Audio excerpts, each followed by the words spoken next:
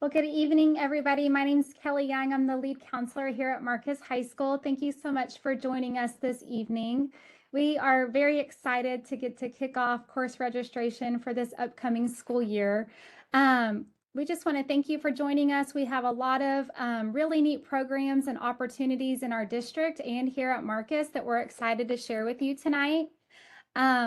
We just want everyone to know that we don't want this process to be stressful for families. We want it to be an exciting time for everyone to have conversations with their students, see what they're excited about with some of the programs that we offer, and just make it an enjoyable time. It doesn't need to be anything that overwhelms anyone or feels stressful. So just know that the Marcus counselors are here to help you throughout this whole process. A few logistics as we get started this evening. Everyone should be on mute when they enter, and so you will stay on mute throughout the entire presentation. Only the presenters will be able to speak tonight. We have found also that it's sometimes helpful to keep cameras off. Sometimes it helps with any kind of glitches or things like that. So once I'm kind of done going through this part, I will turn my camera off for the remainder of the evening because the co-host will start joining on when it's time for them to present. We know that you're going to have lots of questions and we're excited for those. However, all questions are going to go through a QR code or a Google form. So we have a QR code that you can scan. We also have the link to the Google form in the chat. So yes, there is a chat function, but please ask all questions on the Google form. And at the very end of the presentation is where we're going to go through a Q&A session and answer as many questions that we can at that time. And then let's see here. This meeting is being recorded. And so we know that some people may want to come back and reference things later on. And so here in a couple days, we'll get this posted to our counseling registration webpage for you to check out at a later time. All right, so to kick us off, I just wanted to take a few minutes to talk about college, career, and military readiness. This is a term that hopefully you're hearing and being talked about more and more the last couple of years. What it is, it's a framework used to ensure that students are prepared for post-secondary, college, career, and any type of military experience after high school. And so we want to make sure that all of our students have a plan and that they are utilizing everything that our district offers to help them be successful post-high school. It's also an important part of how our school and our district is rated by the state. So actually 40% of the data for CCMR is part of our school kind of grade or how they're measured. So it's an important thing just for families and students to be aware of. Graduation requirements would consist of like credits, endorsements, passing the STAR test. But it is a graduation goal that LISD has put in place that all of our students try to meet at least one CCMR or college career and military readiness indicator. So it could be impactful for your student while they're here in high school or even after high school. Some of the things that these indicators are able to provide could help your student after they graduate. So again, taking full advantage of what LISD has to offer. And so I wanted to kind of quickly go over what some of those indicators are. First off, if a student scores a 3 or higher on any AP exam that they take 9th through 12th grade, then they hit one of the CCMR indicators. We would encourage if a student is taking an AP class that they would go through the process of studying and preparing for an AP exam and sitting for that test because they've already worked so hard in getting all of that curriculum. So we would encourage them if they're taking the AP class to also take the test for that class. Another way to get the CCMR is by taking dual credit courses. So you can take either 3 hours of dual credit English or math, or you could take 9 hours of a variety of dual credit classes. Another way is completing an aligned CTE program of study.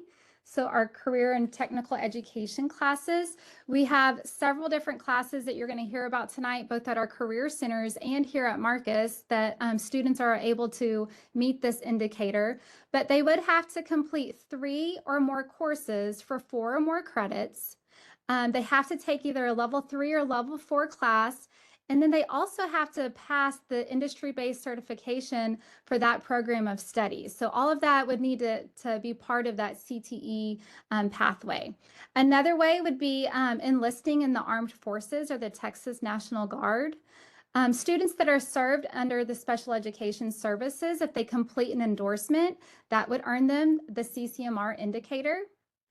And then the last way is by meeting either the TSI reading and writing or math indicators. And so the TSI is a test that all Texas schools, colleges would require students to pass. Even if you're going to be in a dual credit class or go to a community college, a student would need to take a TSI test to show preparation for that college level. But the SAT and the ACT a lot of times exempts students from having to show the TSI scores. So having the scores that are posted here would also allow students to meet those CCMR indicators. So again, a lot of what we are presenting tonight is going to show the opportunities that students can be a part of to help, hit these CCMR goals. And so we just wanted to kind of give this information to you. You're probably going to hear about it more often when we meet with students in our grade level meetings as counselors. We go over this information and we help them kind of make sure they're on track for that. So just something that we wanted to put on y'all's radar. All right, well, to start us off tonight, we are going to have Mr. Poe from our Virtual Learning Academy share some information. Good evening, everyone. My name is Jason Poe, and I'm here to speaking to you as a former Marcus teacher and as a current Marcus parent. I'm here to share how our online learning platform, the Virtual Learning Academy, can help your students customize their high school experience. Currently, we offer a robust catalog of 45 courses, ranging from core graduation requirements to electives. For those looking for a challenge, we are proud to offer 10 different AP courses, fully online. Whether your student needs to fit in a required credit or wants to explore a subject not offered on campus, we likely have an option for them. You might be wondering why choose the online route. The core answer is flexibility through asynchronous learning. Unlike a traditional classroom where every student must be in their seat like at 9 a.m., our courses are asynchronous, and that means there's no required login time. This structure is a game changer for several reasons. Whether your student is a morning person who wants to work at 6 a.m. or an athlete who finds their focus at 9 p.m. after practice, the classroom is open whenever your student is ready. Because the content is available 24/7, students can move faster through topics they master quickly or take extra time on more challenging concepts without feeling rushed by a ticking clock. This flexibility extends to the calendar. We have fall, spring, and summer terms. This allows students to bridge the gap during the summer or lighten their load during heavy competitive seasons by taking courses in the off season. It's helpful to mention that while the work hours are flexible, there are still weekly deadlines. Parents often wonder that asynchronous means no deadlines, which can lead to procrastination, and that is not the case. If you know if your student is going to be in band or sports or have a part-time job, allows for you to kind of capture back some of that instructional time. Are there fees? Well, that kind of depends. Summer virtual learning and fifth period course options have fees tied to them. A fifth period is when you take an additional course after the normally scheduled 4 class periods during the day. But most times courses are not, they don't have fees if they're scheduled during the school day. It's also important to note that there has been recent state legislation that has changed some of the ways online courses are funded and recognized. You may have seen the LSD Everywhere alert. This is for a freshman cohort for fully online students. Details are still being finalized, and hybrid options will become available once the TEA has set the attendance rules later in April. So if you're looking ahead to next fall or spring, the first and most important step is to consult your campus counselor. They ensure that the course fits your student's graduation plan. Once you have that green light, you will officially request the VLA course through Skyward Family Access. It's the same system that you already use for grades and attendance, making the process fairly seamless for the fall, spring, and registration. Finally, for those looking to get ahead for summer registration will open in Skyward right after spring break. I've included a link on this slide to the full list of our high school courses so that you can browse the descriptions tonight. I'll be available at the end of the presentation for any specific questions you might have. And thank you for listening. Thank you so much, Mr. Poe. Next, we're going to have Caitlin Wilson. She is our junior level AP Humanities teacher, and she's here to talk to you about the benefits of taking honors and AP courses. Yes, hi. Okay, so as Miss Young explained, my name is Caitlin Wilson, and I am the Social Studies Department Chair here at Marcus, Maine, and I also teach AP US History. So honors and AP classes are a great option for students that love the pursuit of learning. They want to explore topics in a more extensive setting. And so that would be a great option if you know that your student is really interested in specific topics or specific course content. Additionally, honors and AP courses provide an environment in which study skills and critical thinking is prioritized. So, allowing these necessary skills to develop prior to entering college is really helpful. And then, in terms of content, honors courses go deeper into the TEKS, but they have the same curriculum as a regular class. And AP classes are guided by their specific College Board frameworks. So these classes may involve more study time outside of class, but they do tend to have fewer worksheets and things of that nature. And honors and AP courses do carry a weighted multiplier towards GPA because it's a bit more rigorous. So regular courses are at a level 1, honors is considered level 2, and AP is level 3. So when deciding on classes, it's really important to consider balance and other activities that your students may be involved in when weighing those options. And then if needed, if it comes to it, these classes do have level down guidelines at the 3 weeks and the 9 weeks grading periods. And I also want to mention there's something to consider with AP courses. So there is an AP test at the end of the school year for approximately $100 in which the student can earn college credit dependent on the score they receive on their exam. So that's a benefit as well.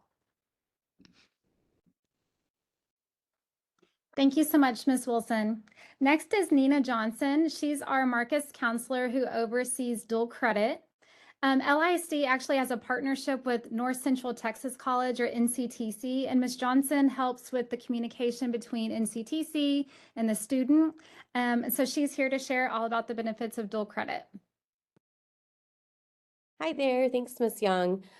So for our dual credit courses, so those courses are a course that you take one course and you're getting college credit and high school credit at the exact same time. So most of those are going to be, a lot of them are on our campus, so they're not having to go anywhere else to take those. It'll fit into our accelerated block schedule.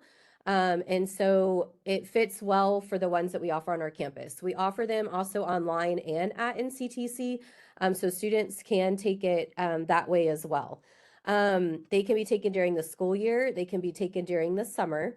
They do have a tuition fee to them. So you'll see on the screen, it's $55 per credit hour. So a lot of classes that our students will take would be a 6-hour class, which that would make the cost $330 for that tuition for that course. However, if you wait and take this course on the college side, you're looking at $5,000 to $10,000 for this exact same course with what they're getting. So it's also a really great tuition value to be able to jump into that right now. One thing I love about dual credit is this allows our students to get that college experience now when they're still at home with you.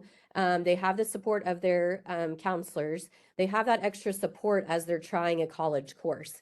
So this allows them to ask questions. They get the feedback from you as well before they're out on their own at a college campus. So that's one really good thing about having a dual credit class while you're in high school. The course, that once you get the grade in the course, that will post to your LASD transcript and the NCTC transcript. So that starts their college transcript. So we also want to make sure it's a good choice for them.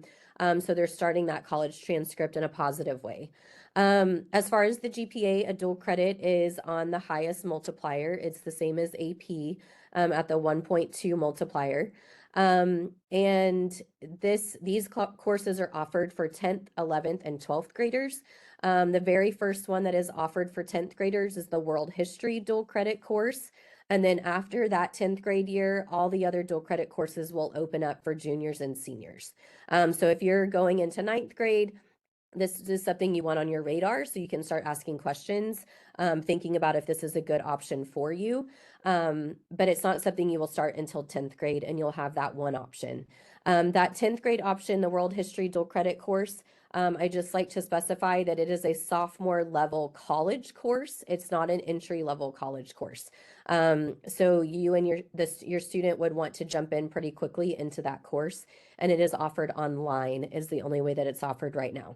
So just those of you that are thinking about what that will look like.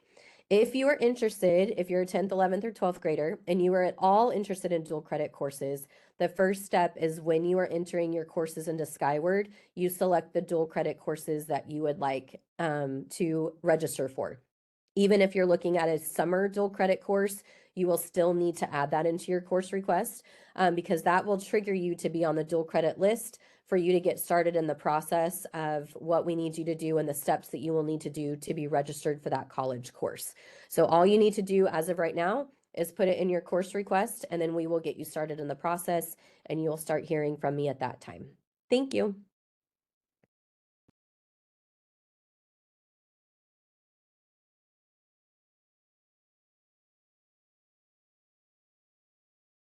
Thank you, Ms. Johnson. Emily Strauss is our 10th, 11th, and 12th grade AVID teacher. She's going to share about our AVID program.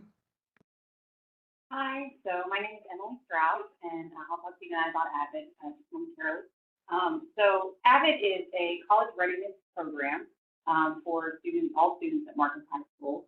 Largely, we are looking for students that are academically driven and have a lot of academic potential. They want to take advanced level classes, the dual credit, like Ms. Johnson was speaking about, or AP, like Ms. Wilson was speaking about, and need maybe some support or some organizational skills, some study skills to kind of help them get through those tougher classes. And so there is an application process for AVID that they would need to apply and also select it when they go to register for their classes. You can see the auto apply is right there on the screen. The main skills that we kind of focus on is not just college readiness, but SAT prep.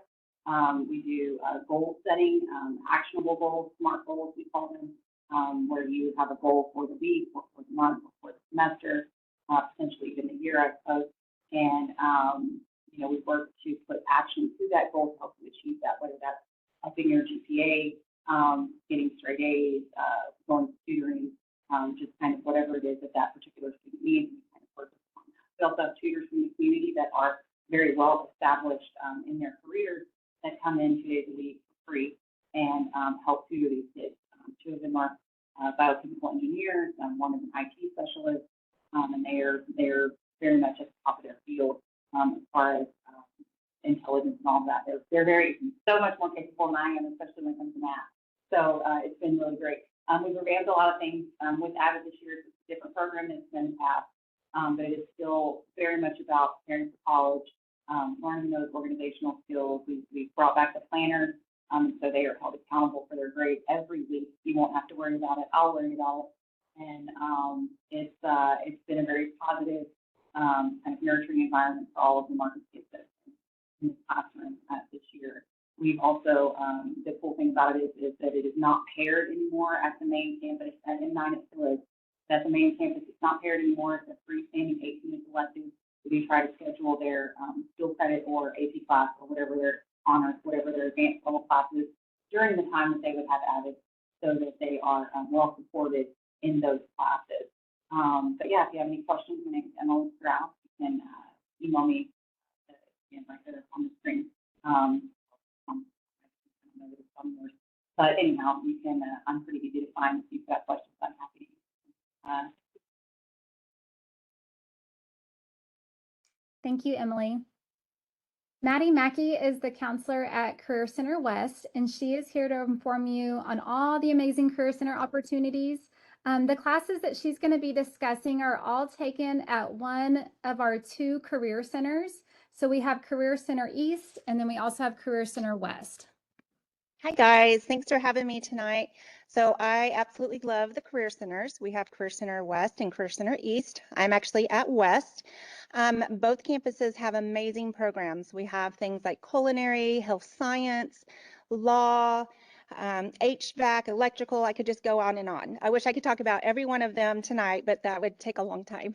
So the most important thing I think is if your kiddos are interested in something, I really encourage you to have them sign up for one of these classes and see if they can, they'll see if they like it, if it's a fit for them. There's a lot of different levels to these classes. They can get certifications. You can always email me or the counselor at Tech East if you have questions, like if it'll fit into their schedule. We do a lot of 4-year planning with our kids. And then one of the great things is there's also a few courses that count as a core credit. So a lot of people don't know our floral program. One of them count as a fine art. So not only are you getting elective, but you're also getting a fine art, and everyone is required to have a fine art. So that's pretty amazing. We have executive chefs, we have doctors, we have nurses, all kinds of people that are in the field, have been in the field, that are teaching, firefighters, different things. So when your kids are registering this next week or so, it's really important that they put these in their courses so that we know they're interested. The next thing is they need to look out. Your student will receive an email with an interest form, and then you need to fill that out, because that's how we start going through and finding out who wants to be in these programs and who is serious, because unfortunately we do have caps on our classes. We're only 2 campuses and we can only take so many kids. If you have any questions, please email either Ms. Yinsky or myself, and we'd be happy to talk to you more about these. Thank you so much, Ms. Mackey. And yes, when we talked about the CCMR and the indicators for CTE, our career centers are a great place to look at that. But we also have some great classes here at Marcus. And so we are going to have Ms. Kendra Day. She is one of our business and marketing teachers, and she is going to share more about our business pathways. Good evening, everybody. Good to see you. Have you here with us tonight. So these are our business courses that we offer on campus at Marcus.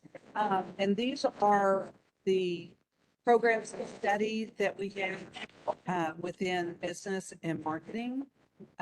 Ms. Young talked about the CCMR, and these are some ways that you use programs of study and things of classes that you can take along with the certification in order to get CCMR. So first we have marketing and sales. And in that program of study, we have the beginning course of Principles of Business Marketing and Finance. And you can see that across the board. That's the entry level introductory level course for all of the programs of study. Again, in the marketing and sales, we have a new class offered for next year called Digital Design and Media Planning. We have a marketing class, entrepreneurship, sports and entertainment marketing, and advertising. Those 2 classes are both half credit courses, and so they're grouped together so that you can take each one back to back. Then we have event and media planning. That's another new course that we are offering for next year. And then extended practicum in marketing, which you get 3 credits for. I'll discuss that one in just a minute because that's a special class. Then in our business management program of study, again, we have our introductory class. And then we have a class called Foundations of Business Communications and Intelligence. If you had spoken at Marcus before, that used to be our BIM class, BIM 1.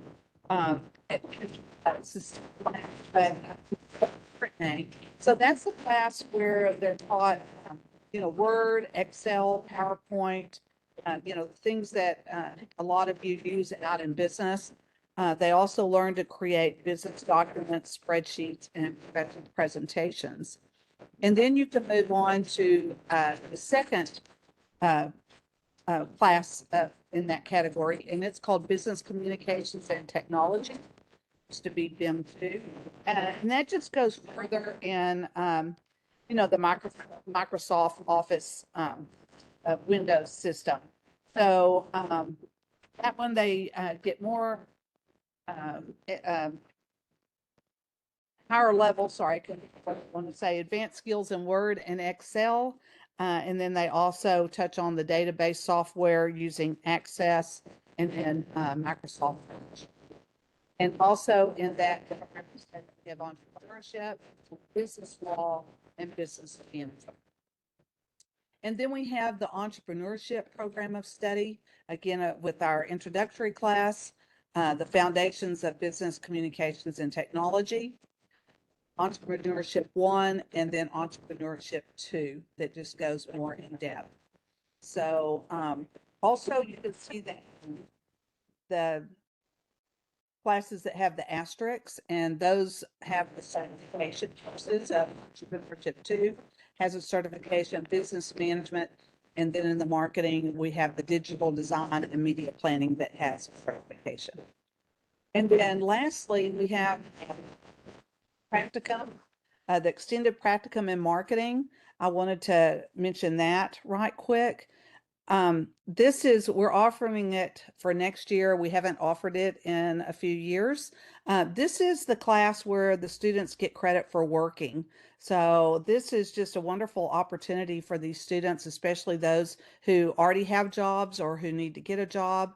So it's called Extended Practicum in Marketing. There's 1 and 2, so you can take it twice, or the 2 different semesters of it. You get 3 credits for each semester. So if you take it in the fall semester, you get 3 credits. If you take it in the spring, you'll get 3 more credits. Or you could take it 1 semester as a junior and 1 semester as a senior. However, it works out best for your student. It will be blocked on their schedule for 3rd and 4th periods. We have a class for the practicum, but it only meets 1 day a week for 45 minutes. So that is really pretty exciting to the students. So one day they'll come in for 45 minutes. The other days they do not come in for class. They just go to work. They have to work 15 hours a week, and that's within the 7-day work week. They have to be 16 years old. Most jobs that these students will have will qualify, but we do have to approve the jobs. And students cannot work from home. So that is, it has to be, a business with a storefront, a place that you can actually go to, not just in someone's home. Okay, so if you have questions, certainly check with the counselor, or my email's at the bottom. I said all that pretty fast. I did want to say one more thing. These are our business courses, but in the CTE department, we also have a few other programs of study. So you could go food science and hospitality. That is something that's offered with a grouping of classes to reach that CCMR. We have a new program of study for next year called Lodging and Resort Management. And then we have a health and wellness pathway or program of study as well. Okay, if you have any questions, please send them my way. Thank you.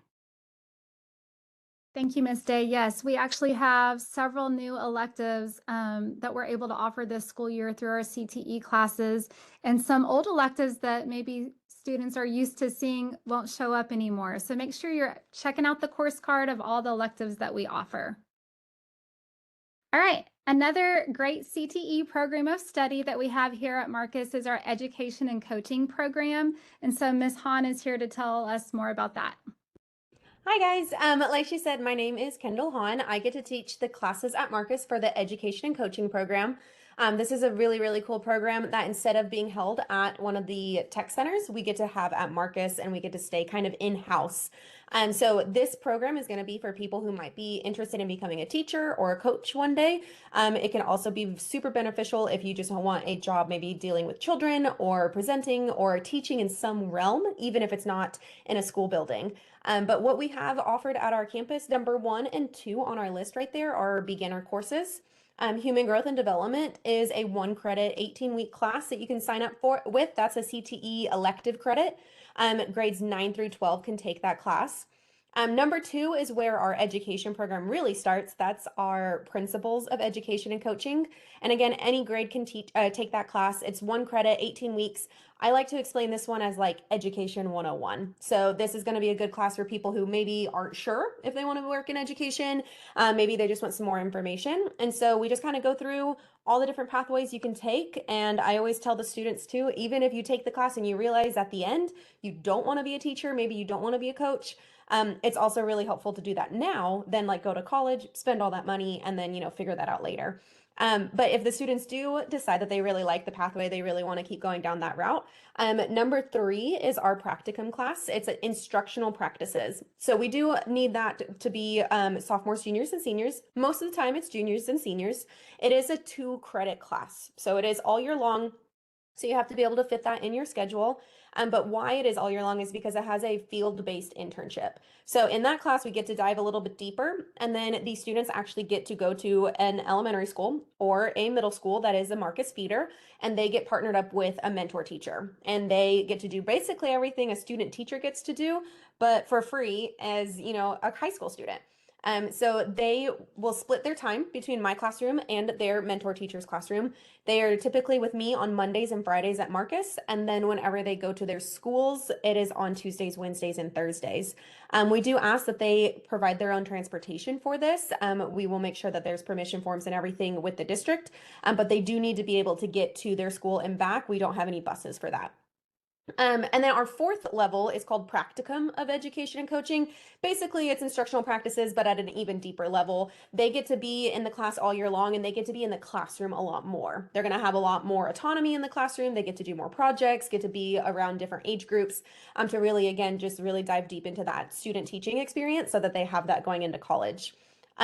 Education and coaching also is a CCMR course load. So what you do is if you can take 3 of these classes and you are 18 by the time that you graduate, you can graduate with an educational aid certification. And so what LASC will do is they'll make sure that they go through the entire program, they get fingerprinted, and then if they are again graduated and they're 18, they will be able to just immediately go into the workforce if they would like with that educational aid certification. So that will work as any like classroom help. A lot of my students have gone into working for like preschools and things. And so they have that to use while they're going to college, and then they can get their 4-year degree to be a teacher. If you have any questions, please see my email down at the bottom or ask at the end of this session. We really love this program. I'm really excited that I get to do this with the students. So thank you for listening, and let me know if you ever need anything. Thank you so much, Ms. Hahn. Yes, LISD actually does a great job of hiring former students. A lot of our Marcus staff either went to Marcus, went to a feeder school, or attended a school in LISD. So if your student has any interest in being a teacher or coach, have them sign up for those classes. Next, we had Mr. McCluskey coming for robotic engineering. However, he was not able to make it. I hope at some point y'all have been able to see maybe on social media or other things our amazing robotics program. We have a very neat facility in the back of Marcus where our robotics complex is housed, and lots of really neat STEM opportunities for students. Again, this is a CTE program of study, so look for that on the elective course card. But yeah, check that out. You're welcome to email him if you have any questions about those classes, or again, you can talk to your student's counselor. So next we're going to move on to ROTC, or Aerospace Science. A program we're very proud to have here at Marcus is this Air Force Junior ROTC. Chief Salinas and a few of his cadets are here to discuss what all you can gain as a person from being involved in ROTC. Hello, everybody. As I was introduced, I'm Chief Salinas. I'm one of the Air Force Junior ROTC instructors, and I'm just going to speak for probably less than a minute. And then I'm going to go ahead and defer to a couple of our cadets. I think it's important to go ahead and convey a student perspective about our program better than me reading off these bullet points. A couple of things I did want to go ahead and highlight just to eliminate any confusion. First of all, in the course catalog, sometimes people struggle with finding ROTC in the course catalog. Please be aware of the fact that it's known as aerospace science. Also wanted to go ahead and dispel a couple of rumors. A couple of those rumors being that you can't take junior ROTC simultaneously with athletics or band or AVID or honors courses. I'll tell you what, we have cadets who are in all those capacities, and we love that, and that dispels that. The other thing I wanted to comment on is that some people feel that it's only for students who have an ambition to join the military. And respectfully stated, my job isn't to go ahead and recruit or encourage people to join the military. We want to give students the opportunity to be successful, regardless of which path they follow, whether that's military, college, combination of the two, entrepreneurship, workforce. We want the kids, the students to be honorable and the tools to be successful. And with that said, I'm going to hand it over to Cadet Lieutenant Colonel Chase Molina and Cadet First Lieutenant Ethan Snyder, and I'll let them have the remainder of my time. Thank you. Thanks, sir. I'm Cadet Lieutenant Colonel Chase Molina. I'm currently our cadet group commander. And I guess I was just going to share some of my personal experience with the program, and then I'll hand it over to one of our rising seniors, Cadet Schneider, afterwards. So I actually joined AFJRTC my sophomore year, and I've decided to stay ever since. It's a leadership program, essentially, that I've gotten the opportunity to fall in love with. It's awesome, and I've met some great people like my buddy Cadet Schneider right here. Essentially, like Chief said, this is not a military military program. There is no requirement to join the military.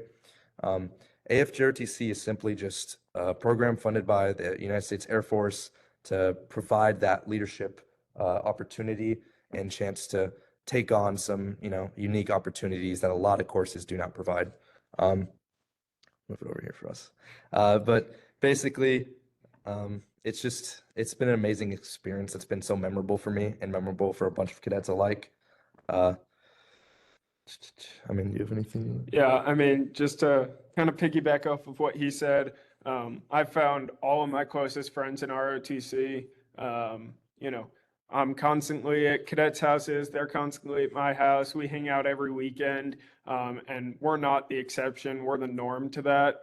We just had some new cadets join us at the beginning of the semester, and today I saw one of them already chatting it up with some of our more senior cadets. So that happens very quickly. People find other cadets that they have things in common with.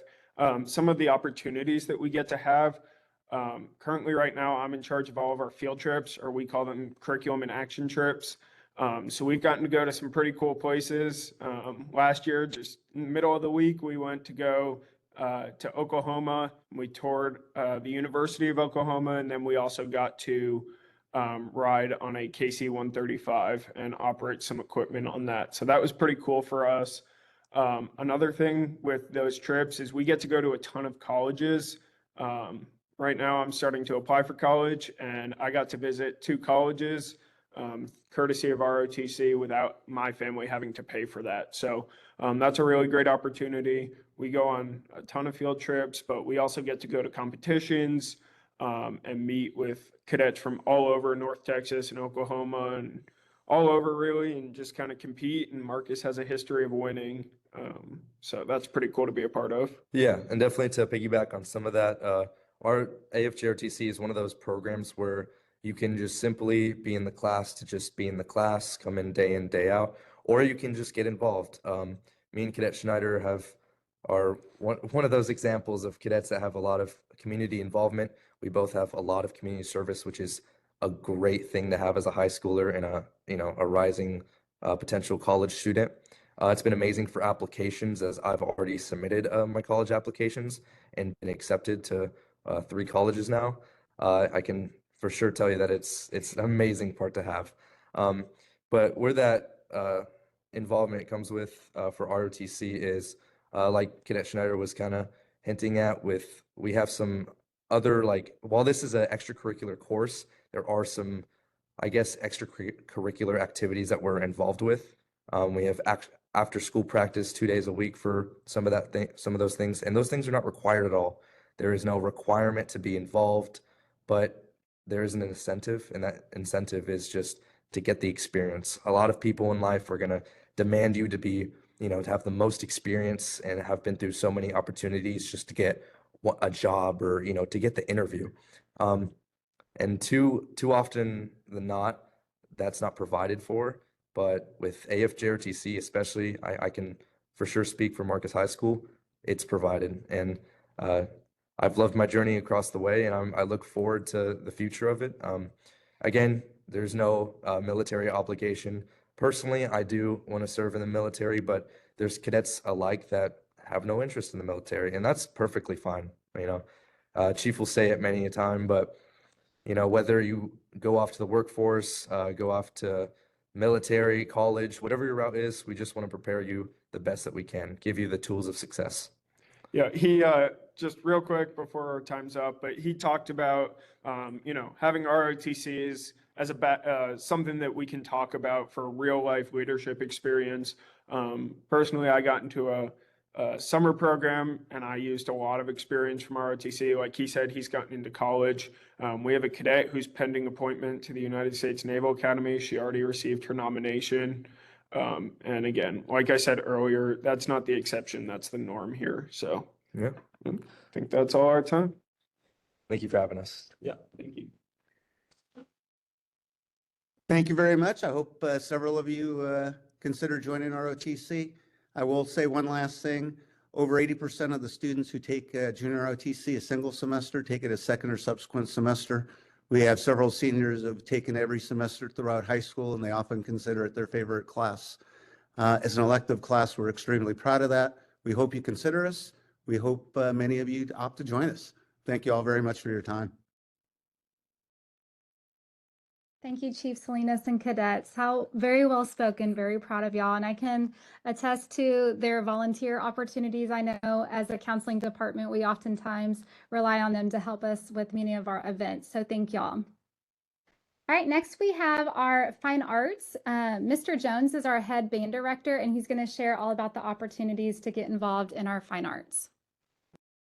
Thanks, Ms. Young, and hello, everyone. Appreciate the opportunity to visit with you just briefly this evening. As you can see on the screen there, you can see the contact information for my colleagues in the arts department, an opportunity to get in touch with them if you have specific questions to a specific fine art that you're considering for your student. A couple of quick thoughts tonight. Why fine arts? Of course, as you heard Ms. Young allude to earlier, a fine arts credit is required for graduation, but really our arts programs at Marcus have the opportunity to provide so much more than just the credit that they need. We see our ensembles as an opportunity for students to find a place to belong and to connect with peers who have shared experiences across multiple grades. It's great to be a younger student in one of our programs and have the opportunity to be around older kids and be mentored by them, have the opportunity to see the high school experience through their lens and learn and coach from them as we go. It's very much a peer-centered environment. In addition to that, the arts program allow our kids to have real-time collaboration and problem-solving opportunities. There's a chance for them to create art, of course, but also to express themselves, to release some of the stress from the academic school day, and again, to think through and work about real-time problem solving in their own individual ensembles. In addition to that, a couple of misconceptions we run across all the time. The idea that students think there's not enough time in high school to be a part of multiple different things. The wonderful thing about the Louisville community, and you heard about it starting with Mr. Poe and the Virtual Learning Academy, but all the way through all the different programs, Tech East, Tech West, and ROTC, everything you've heard about this evening, is there's plenty of opportunity to be a part of one of those things and still be a part of one of our high stakes programs in the fine arts. I'm proud to say that we have students in the Marcus Band, as I know we do in orchestra, choir, theater, and the visual arts that are part of all the other things that you've heard about this evening. Because of the block scheduling, because of flexibility through VLA and all things like that, there's great opportunities for kids to gain involvement and maintain involvement throughout the years as a part of that.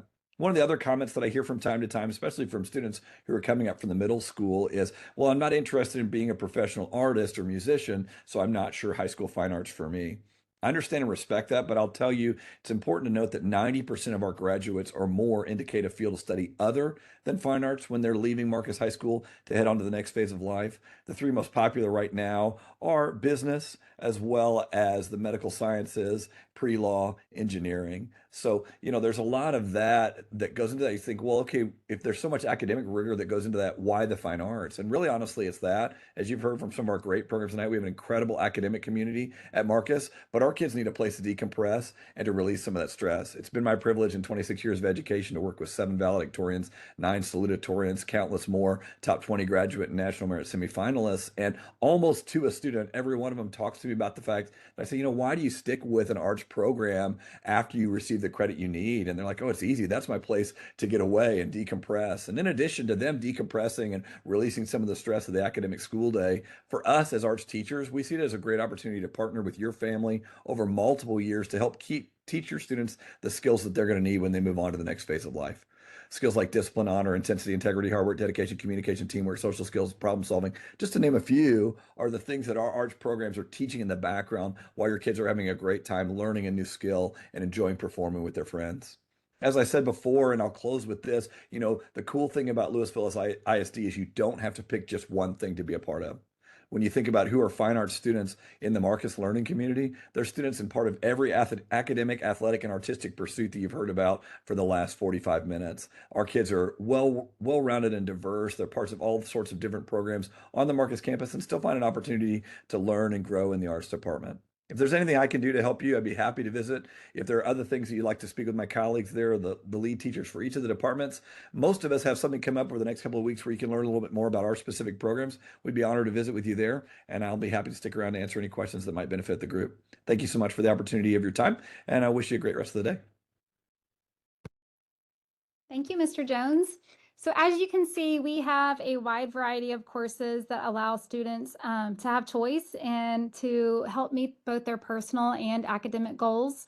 And we believe it's important that students get involved on campus, and whether it's through one of these programs of study, career center classes, programs that we've heard about tonight, or even just clubs. We have lots of clubs for them to get involved in. All of that is just very important for them to be looking into right now. So I want to kind of move on to just some, registration reminders and logistics of how the whole process kind of goes. And we've already, rolled out a lot of the resources. So hopefully you've had an opportunity to discuss some things with your student. So all of the resources was emailed to students and parents on Tuesday, and it's all housed digitally on our Marcus Counseling webpage under the 2627 registration webpage. So you should have received a link to access that, and then all the information is there. Registration, kind of two big things to point out. Registration resources are available now. However, Skyward has not been open for students to enter their request. That will actually open tomorrow. So they will have from tomorrow, January 22nd, through Monday night, January 26th, to enter their request into their student Skyward account. So again, that has to be done on the student side. Parents do not have access to add the courses into their Skyward request. As a reminder, they have to select 8 credits and 7 alternates. So we kind of focus on the 4 core credits and then 4 elective credits. And then we do like them to put a heavy amount of alternates. So we ask for about 7 alternates, have some of them being whole credit and half credit. So give us a good variety. We do have to use alternates sometimes, a lot of times. And so we want those courses to be on there in case we run into a bind when creating their schedule. Make sure you're picking classes and alternates wisely. I'll say your best resource for choosing classes is going to be our Marcus course cards. And then once you're on that course card, you want to actually use the course number to enter the information into Skyward. A lot of students just jump straight to Skyward and they start searching a course name, and they sometimes may pick the wrong course. So use the course card as your guide, and then use the course number to search for the specific course in Skyward to get that added in. On our website, we have several other resources that we would really love for you to check out. One of them is our digital Marcus course and program highlights. And so that's going to give you some videos as well as some just more information about some of the other electives and things that we have here at Marcus. More information on athletics and tryouts and coaches information will be on that presentation as well. So be sure to kind of flip through that to get more resources. And then we also have the LISD course description guide. That's a great resource if you're just like wanting to read a little bit more about a class, you see a name, but you just want to kind of see what is that about. So be sure to use that as well. Just be mindful that that's an LISD course description guide. So if you're flipping through that, there may be courses in there that we are not offering on our campus, which is why we want you to use our Marcus course cards in that situation. Let's see here. If the course card, you're going to use your specific grade level. So if you don't see a course on your grade level course card, then that means that your grade level is not eligible to take that. So some courses are meant just for 10th grade or 11th and 12th or something like that. So if you can't find it on the course card, it's probably also not going to be in Skyward as a class to add into your request. So just that would be the reason why. We also recommend that you consult with current teachers for appropriate classes or courses. If you're kind of unsure, should I jump to that honors level? Should I jump to that AP level? Then consult with your current teachers. They're the ones that are talking with your kids and seeing what they're able to do. And so that would be a good resource to use. We do want to mention that we cannot honor semester, teacher, class period, or lunch request. And we understand starting, school the first day of school or even a new semester in January, that's a hard time, especially going to lunch with someone, you may not know someone. But unfortunately, with the amount of students we have, we just can't make those kind of requests. And so just please be mindful of that. And then if a student is not attending Marcus next year, they do still need to complete the course request in Skyward. So just a couple of things to highlight. Again, the dates that are coming up. Tomorrow, January 22nd, Marcus Main counselors will be at Marcus 9. We have a morning session, a lunch session, an afternoon, and then we'll also be at Marcus 9 in the evening. So if any current 9th graders, they're going to be rising sophomores, we will be there for help sessions. Again, the Student Skyward opens tomorrow, so that's the time to start entering all the requests, and then it closes on Monday evening. And then after that, we're going to be meeting one-on-one with all students. So just remember that that's a requirement for counselors in our district, and we already have a schedule planned. So on Tuesday next week, Marcus Main counselors will be meeting with all 9th graders. And then after that, for about another week and a half, we'll be meeting with all of our current 10th and 11th graders. So we will meet with every student one-on-one to talk through their plans and goals and make sure that their course requests are in. And then later on this school year, we'll do something that's called course verifications, and that will allow students to log back into Skyward, just kind of double check if any changes need to be made before the school year starts winding down, and answer any more questions that you may have. All right, and now I'm going to pass it off to Ms. Klingen, one of our Marcus 9 counselors. All right, so thank you, Ms. Young. As just a reminder for the dates that we've already completed, we have already presented at the middle schools, and all of our middle school students who are at our feeder schools have come home with course registration materials. Also, everything that we do, we post on the Marcus 9 website. So if you go to Marcus 9, and then click on counselors. There's a link to the course registration page for 26, 27, and everything that we have and do is posted there. Also, we are sending out emails to students and families that are registered to our district for next year, and we're updating that every week. So please keep an eye on your emails. Check your spam emails because a lot are coming, and sometimes some of those emails will go into your spam. Also, whenever I post something in Skyward, I'll post it to Skyward Family Access as well. So if you log into messages on Skyward, a lot of this information will be posted there as well as to your emails. We've completed our freshman fair, which had a lot of the families that are a lot of the programs that spoke tonight. So thank you very much, everybody who came last night. Now, upcoming, we will have 3 in-person parent help sessions at Marcus 9. If you attend one of those, please park in the back, just like we did for the freshman fair, and enter through the back. On the 22nd, we will have a session from 6 to 7:30 for our feeder families and in-district transfers. On the 26th, weather pending, we will be available from 4:30 to 6, also for feeders and in-district families. And on the 29th, for our families who are coming from out of district or are new to the district, that is after Skyward has closed. So we'll still be able to put classes in, but we want to be able to focus some time on you so that we can talk to you about specific things for coming to LISD.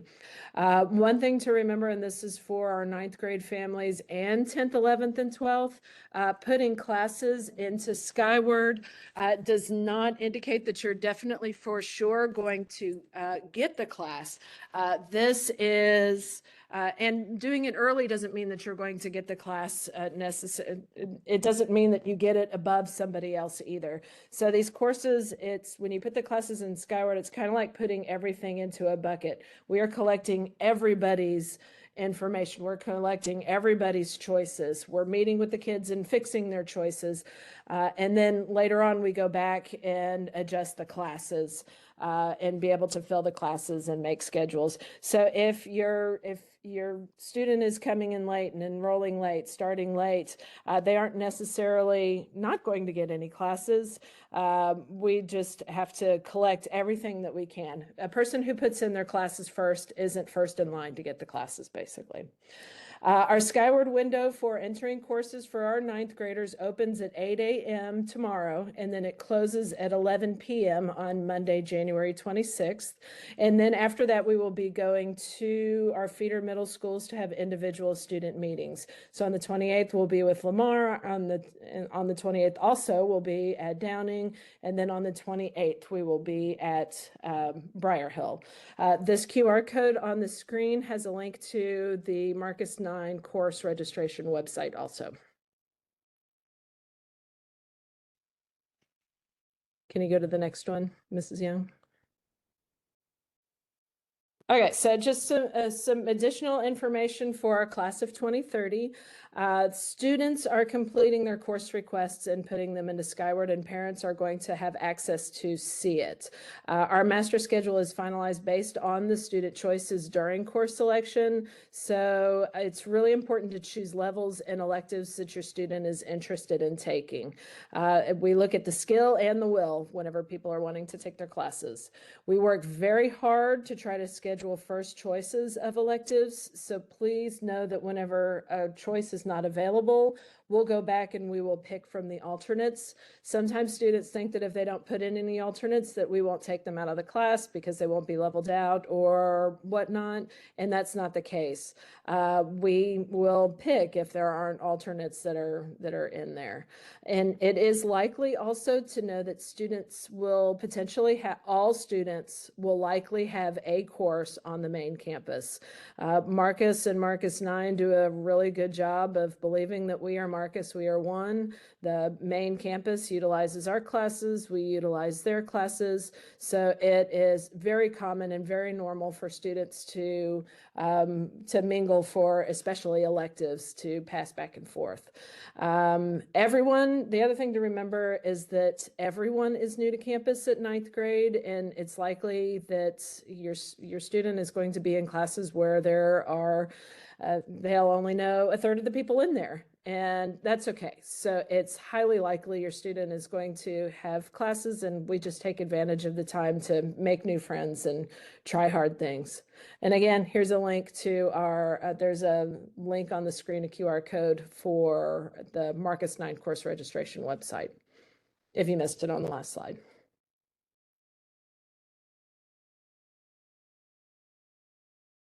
Thank you, Ms. Klingen.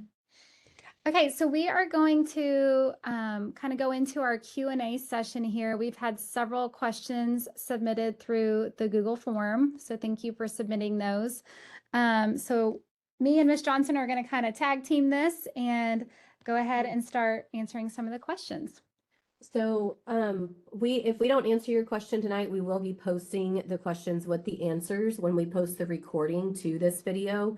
So even if we don't have time to get to all the questions, just know that we will answer it and you can refer back to those questions and answers once we post that. So Mr. Poe, we're going to start with you on some questions about VLA. One of the first questions is, do you register for VLA classes in Skyward the same way as we register for our on-campus classes?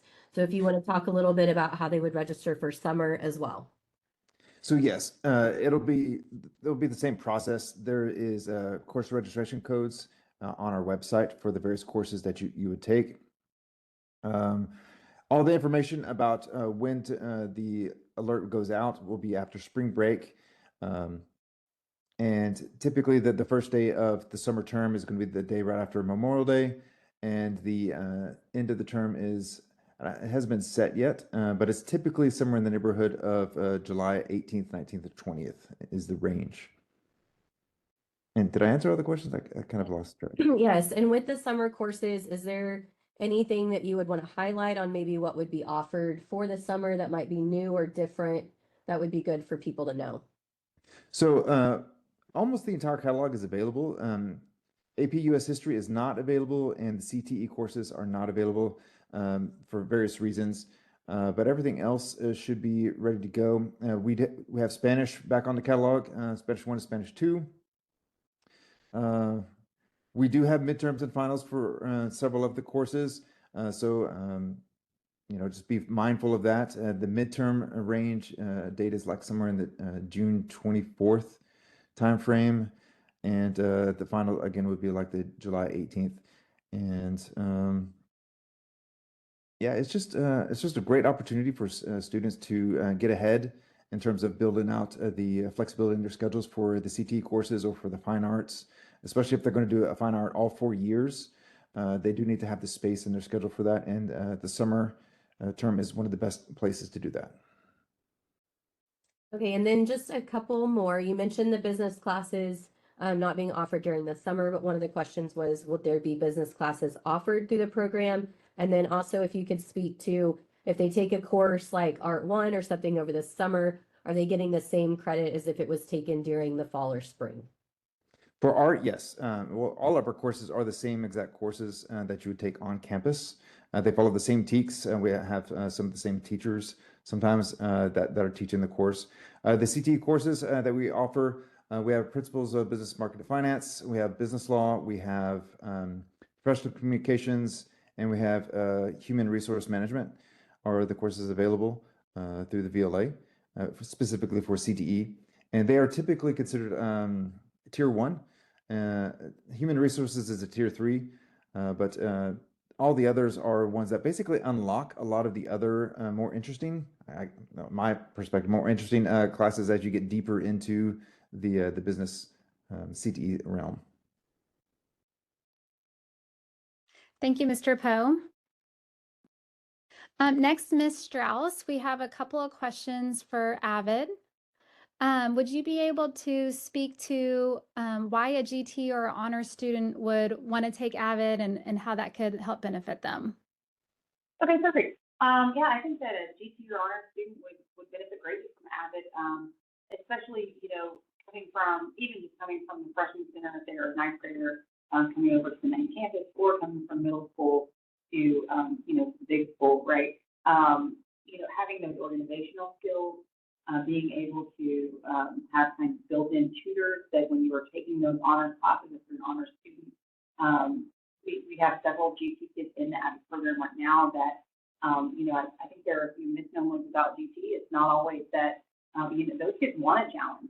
And so I think that AVID kind of provides that for them. They can, really kind of force take up the level classes, so they have to have the challenge in that coursework, but the challenge of staying organized, the challenge of being, the challenge of being held accountable to your grades, of continuing to stay on top of your GPA. A lot of those kids end up in the top 10%, and that is a very difficult thing to do. And so just having support that AVID can provide through tutoring and other things. Also, we look at, in AVID, we look at, career paths. We look at, what college you might want to go to. Does the career path that you're looking at have a major at that college that you're looking to go to? Because it's not always the case. Not every school has a nursing school. Not every school is the engineering school you want to go to. And so we explore a lot of that. We go on college field trips, college visits. We are going to Texas A&M in February. And so, AVID has a lot of things that it offers for really all students. I don't want to pigeonhole, just GT or honors, but all students can really benefit from AVID as long as they are willing to do the work required to stay in the program. I hope that answers that. Thank you. And then one other question. If you're an AVID as a freshman, do you need to reapply every year or in future years? No, if you're an AVID as a freshman, you do not have to reapply every year. We will know you. I will know you at that point, just from the back and forth between the two campuses. So your performance, honestly, is kind of your application, as long as you adhere to, A's and B's in all classes, going to tutorials, and doing the things that we expect you to do. There's a contract involved, and so as long as that happens, you're good to stay in AVID. All 4 years would be my preference. That's kind of what makes it such a great program, is these kids are together, in one form or another, but through AVID, for almost all of them, all 4 years. And so you get a cord at graduation for being an AVID, and it's they just kind of become a family. And it's really been kind of a beautiful thing to watch. The other thing I want to kind of touch on, because it was a question I got a lot last time at the freshman fair, was you do not have to be an AVID all 4 years. If for some reason it doesn't work with your schedule, or there's something else you need to take, you can pick it up later, and then you would have to kind of reapply, and we will look at that when the time comes. But if you were in it freshman year and then you have to get out sophomore year for whatever reason, you can come back junior and senior year. We will have a conversation about that when the time comes. But it is not prohibited that you have to be in it all 4 years. Excellent. Thank you. Okay, now we have some questions for dual credit. So one of the questions is, how many dual credit courses is a student allowed to take in each semester? So when you think about college, they look at things as hours. So a half credit for us is 3 hours. So a full credit for us is 6 hours. So in one semester, a student is allowed to take they're allowed to take 12 total hours in one semester. So that could be 2 6-hour classes, that could be some 3-hour classes, but the total can't go over 12 in one semester. Another question is about how it would transfer to colleges. So dual credit is a lot more transferable than it used to be. So a lot of times people thought if you go out of state, that it's not going to transfer. That's not the case anymore. Even if we've had colleges in the past that did not take dual credit that were out of state, and they are now starting to take dual credit. So the main answer to that is you have to check with the college to get that 100% answer of what it looks like to transfer to that school. It might be called something different, so you have to work on that to get that transferred over to make sure they see that it's the same class as something that they already offer. But I can't give you that 100% answer unless you talk to the college itself. If it's a Texas public university, they are required to accept the credits because the students are taking it through another Texas public university. And so that is a 100% to Texas public. But again, in-state private, out-of-state private, or public, many of them are now taking dual credit courses. One of the questions we get a lot is about AP versus dual credit. Unfortunately, I cannot give you a yes or no answer because it depends on the student. It depends on what's best for them, the type of course that's best for them. They are both rigorous courses. They're both going to prepare for college level courses. They both can provide college credit based on the AP test and then based on taking the dual credit course. So a lot of times it is up to the student and what is best for them. One thing I'll say is, for an example, in our math courses, if students are taking upper level math classes with us, I would recommend that they stay on the AP math courses track, because if they go to dual credit, they will have to go backwards in their math credits because they would go back to college algebra. So that's an example of, like, in that situation, an AP math student would want to stay in the AP level. But if it's a student that does well in math but hasn't done an upper level math course, then one of our dual credit math courses could be a great option for them. So again, that's just an example of how it might look for a student. Talk to your counselor, talk with your student, because that's going to be the best way for you to make that decision of what's best for you. All right, and then next, Ms. Wilson, we have a couple questions for honor and AP courses. Okay, great. Yeah, so is the AP course recognized in college only when you take the AP test? So passing that AP test with a score of a 3 or higher, so a 3, 4, and a 5, is what would grant that college credit. And yes, a lot of colleges are accepting of that College Board framework and would count it for some of those U.S. history or world history, et cetera, even with English, those courses. But again, a passing score would be required on the AP test. Great. And then when do students register for the AP exam, or what does that process look like? That's a really good question. Registering for the AP test is really important to make sure that's done in a timely manner and to make sure everything is set up in time for spring testing. So if it's an all-year class, they register with fall classes. So that is going to be in the fall semester before, I believe the due date was in November.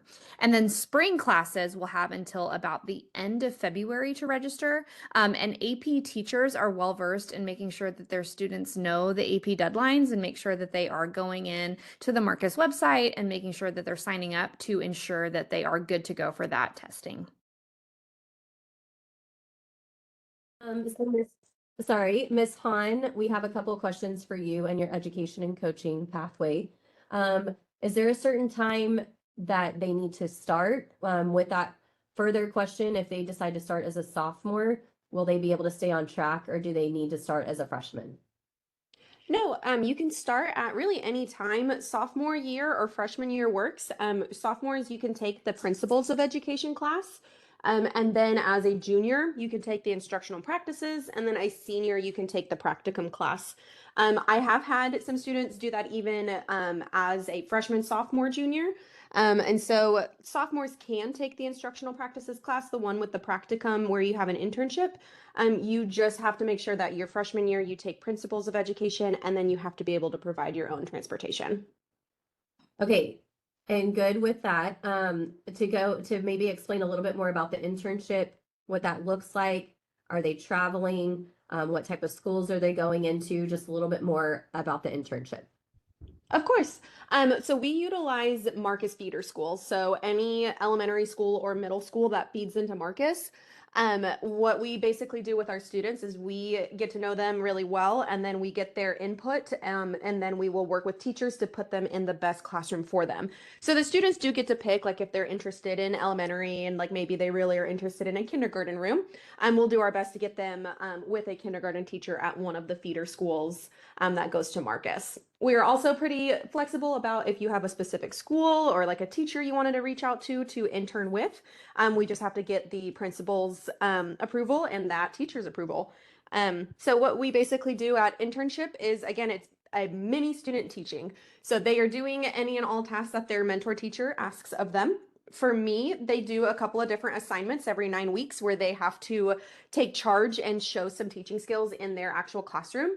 So for example, they will have to teach a mini lesson at some point. They have to integrate technology into a lesson and help their teacher like improve lesson plans. They do all kinds of things where it's very hands-on with the class so that they're getting that experience. Another fun thing too is if that grade level is going on a field trip, they can also, if everything is good at Marcus, they can go on those field trips with them and get to go to all the fun places like the zoo, and get to also experience the adult side of taking kids on a field trip. That's excellent. Thank you so much. All right, next we're going to have Dr. Fields, one of our Marcus Main counselors, just kind of talk through some of the general registration questions. Dr. Fields? Yes, Mrs. Young, can you hear me? Ms. Yes, Young? we can. Okay, great. So a couple of questions that have come in. First, we've had a few questions about endorsements and making sure that people are asking about, can I pick a certain one or how does this work? Just to clarify, endorsements are a high school graduation requirement. There are 5 endorsements. Students just need to satisfy 1 endorsement. And I would say this, over 90% of Marcus students, by the time they're seniors, have already satisfied an endorsement just by taking the classes that they have to or want to. So a few examples of that.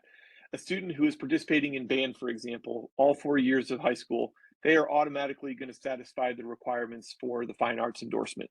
A student who's an ROTC throughout high school, they are going to satisfy the requirements automatically for the public service endorsement. If a student goes into the cosmetology program, they're going to satisfy an endorsement through there. I would say most of our students, by just taking 4 credits of English, math, science, and social studies, are also satisfying the multidisciplinary endorsement, which is our most common one. Again, endorsements are just about graduating from high school. It's a state graduation requirement. They just need to satisfy 1. They, quite frankly, are not necessarily assets for you in terms of applying for a college. It's just about graduating from high school. So we are typically monitoring that as students move through, and students don't need to take any real special changes to their courses as they go. There are a small handful of students as they're rising from junior to senior year that counselors will catch that they need to take a specific course in order to satisfy an endorsement. We've had some questions about social studies related to endorsements. So again, most of our students are earning endorsements by taking 4 credits or 1 credit of English, math, science, and social studies each year. Depending on the endorsement, they may only need to have 3 credits of social studies. So for example, if you are satisfying the fine arts endorsement and you're in band all 4 years, then in that example, they would only need 3 credits of social studies to satisfy that. Just to clarify, someone asked about specifically about world history. So students need to have 1 credit of world geography or world history as a graduation requirement. Even though it's stated that way, I would say well over 90% of our 10th graders take world history of some kind, just because they either are interested in it or there's a value in that for what they're interested in learning about. A few other questions as well. We had questions about athletics and electives. Athletics do count as a class. So for example, if a student is in football and that class is going to go all year, so it's going to take up 2 periods over the course of the school year, or first period, for example, all year, that's a part of their day. It's going to take up a quarter of their schedule. So those things are all included. As you are looking at course cards, you're going to see some notations, and some things are all the same. So if you see that a class is worth 1 credit, then that class almost always is going to be 18 weeks long. So in other words, that class might be from August until December. Or students that just started a new class, a 1 credit class this January, they're going to take that through May. That's going to be 1 credit or 18 weeks. We had some questions about things like world languages and how those work. So most of the time, our students are encouraged to take multiple levels of world language during the year. So in this example, a student might take Spanish 1. They would start that in August. They would take it all the way through December, and that would be 1 credit of Spanish. And then they would begin Spanish 2 in January and take that all the way through May, and they'd be earning 2 credits of world language. Students who take their credits in middle school, you may have taken Spanish, multiple levels of Spanish, for example, as a middle school student. That's a really overlooked area, though, where we would encourage students to continue, particularly if you're doing well. So if your student has really taken to a language program and performed well, continuing on beyond the minimum requirement for high school graduation, going to Spanish 3 or 4, for example, can really be an asset for them, particularly as they're looking to build a really good academic resume to be competitive in their applications. Let's see.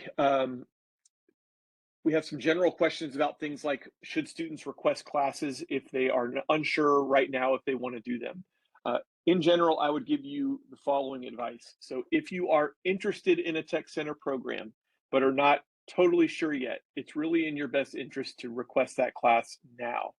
It's easier to think about a program, request it, get into it, and then decide later on in the spring that you might not want it, as opposed to being unsure, not requesting the class, and then coming around in April or May and hoping to add a class during course verification. If you do that, you're much more likely to end up on a wait list for a program. That class was listed for AVID as well. So it's better to request that class, request what your ideal schedule would be. And then if there's a need to make adjustments, we have an opportunity to do that. So we had questions about making adjustments. We will allow students to make adjustments to their requests during the one-on-one counselor meetings that we're going to begin conducting next week and going on over the next few weeks. That's a one-on-one chance for a student to make adjustments. We might also catch errors that we need to address with students. Then further on in the spring, we have a course verification process where we again will give students updates on the status of their requests. So at that time, for example, they may know if they were made it into a tech center program or got onto a waiting list. They may also know if they've changed their mind about an athletic program or performing art group. They may have discovered if they've made a certain team or not, and they can make adjustments at that time. Also, as we approach a weekend of uncertain weather, I just want to highlight that we are going to continue with our course selection plan as it is scheduled. So we are going to be opening up course selection in Skyward tomorrow, and that's going to close on Monday. We will continue with that same schedule, even if we have a day of school canceled or we have an early release. People right now might be wondering, well, what if I don't get a chance to ask a question due to an early release or a canceled day of school? Don't worry, we are going to have opportunities for students to still see their counselors during one-on-one meetings and ask those questions. So don't worry about how those might impact the process. Let's see. Other questions we had a couple of questions about attempting more AP classes or attempting honors classes. That's going to really get back to the idea of just finding the appropriate fit for your students. The way I explain it is that if all of us decided to go to the gym later on tonight, we are going to be lifting different levels of weight or doing different exercises, but hopefully the exercises that we pick are going to be appropriate for us. So I could go to the gym and pick up some 5-pound weights and do that probably very easily, but I'm not going to be getting much growth from that or be pushed much where I'm going to benefit from that. Alternatively, if I try and lift 100 pounds, that could be very heavy for me and I might end up hurting myself. So similarly, we want students to pick something that's going to push them appropriately. Maybe they challenge themselves in a subject area that is of interest to them or that they have a talent in, or maybe they are interested in pursuing careers in down the road. And so alternatively, if there's an area that they don't have a strength in, or if they're not particularly enthused about that subject area, maybe that's where they decide to take on-level classes or regular or an honors versus an AP and try and find that balance for them. We did have a parent ask about selecting courses for special education placements. So if your child receives services, for example, in a co-teach class or a resource class, they should go ahead and just pick the general subject. So they would pick regular US history, and then the counselors will work with contact teachers during the spring to make sure that they adjust those correctly to their level of service for special education. Ms. Young, I'll hand it back over to you. Thank you, Dr. Fields. Well, that is actually going to kind of wrap up our evening. Thank you so much for joining us tonight. Thank you to all of our amazing presenters for sharing your knowledge and just sharing more about the programs that we offer. Thank you to our amazing counselors that have been here, Ms. Klingon, Ms. Johnson, Dr. Fields, everyone working behind the scenes. Again, we will post this recording as well as the questions that were asked with all of the answers on our counseling webpage later this week. And if you have any more questions, please don't hesitate to reach out to your student's counselor by email or phone. Also, we highly encourage the student signs up to see us and we can call them down and talk to them. But as Dr. Fields mentioned, we are meeting with all students one-on-one starting next week. Thank you again for being here and have a great evening.